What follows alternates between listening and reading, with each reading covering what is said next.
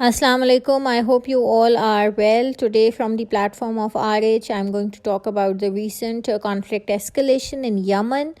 Tensions escalated when Saudi military coalition has conducted air raid in the Yemen in the northern city of Sada that has been controlled by the Houthis, and at least 70 people have been killed and many were wounded. These raids came after 5 days when Houthis strike drone and missile attack on the oil facilities near Abu Dhabi airport. If we go into the background of this 7 year war that is going on in Yemen, we see that the conflict started in the aftermath of 2011 uprising that eventually forced the authoritarian presidential rule of Ali Abdullah Saleh, and he was forced to hand over power to the then Vice President Mansour Hadi, who was also being supported by Saudi Arabia and who is in fact supported by Saudi Arabia. Consequently, the Houthis movement, also known as Ansar Allah, they seized the control of the northern parts of Yemen in 2014 and started to advance in the south. And eventually, in early 2015, they took over the capital of Sana'a. So, consequently, Saudi Arabia, along with the other 8 Arab states, they began an air campaign to defeat the Houthis in support of the government of Mansour Hadi. Recently, the conflict drastically escalated from the past week, mainly due to the fact that though Houthis have in the past launched such missile and drone strikes in Saudi Arabia, in different cities of Saudi Arabia, but it is an unprecedented move by Houthis that they have targeted UAE this time. And it is the first time that the territory of UAE has been targeted by the Houthis.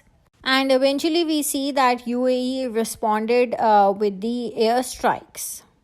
Currently, Al Hudaydah, that is a lifeline port for Yemeni people on the Red Sea, Marib, Sada, they are the main fighting zones, and even Houthis have not been dislodged from Sana'a and the whole north of Yemen. Now, in the past few weeks, what happened that giant brigade, it is a fighting group in support of the Yemeni government, and it is mostly comprising of the tribesmen that were being expelled by Houthis from Sada, and they also follow the Salafi school of thought. They drived the Houthis out of the Sabwa province, and that actually undermined the campaign of Houthis to take the city of Marib province. So, the giant brigade that is fighting on foot against Houthis in Yemen is being logistically and financially supported by United Arab Emirates.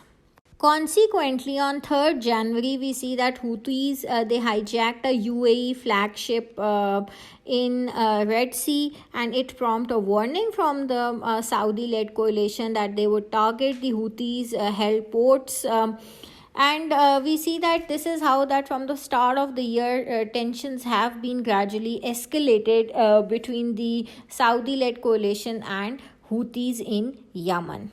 Therefore, the recent crisis can be understood through four main perspectives. I think it has entirely changed the calculus of war because from the Saudi-led coalition perspective, we see that it is a proxy war between Iran and Saudi-led coalition because Houthis, they are being backed by the Iranians, they are being provided logistic and diplomatic support by the Houthis. Even if it is not the case as it is, there is someone who is supporting the Houthis. They are being provided logistic and other support. So in this case, I think that the Saudi-led coalition, they somehow need to reach out the Iranians, and they need to come up with some back channel diplomatic corridors in order to avoid any further escalation. Because why we are saying that it is unprecedented, because now the coalition need to rethink that now Houthis are directly coming into their countries, so that can have regional implication of this conflict.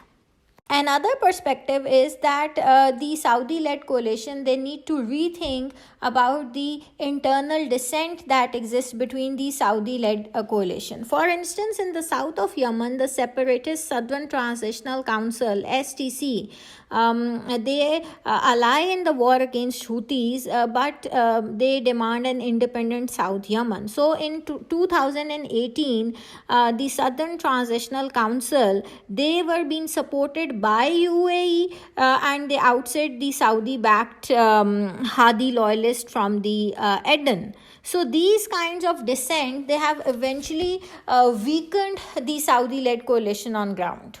Another important perspective is the role of international community, and we see that UAE mission at the UN, they requested for a meeting in the UN Security Council to discuss about the Houthis attack in UAE. But the problem is that in order to manage the conflict, the most important thing is to engage the participants in the conflict. Otherwise, I think United Nations have already given has many resolution on the issue of Yemen, but Houthis, they have altogether rejected all the resolutions of United Nations Security Council.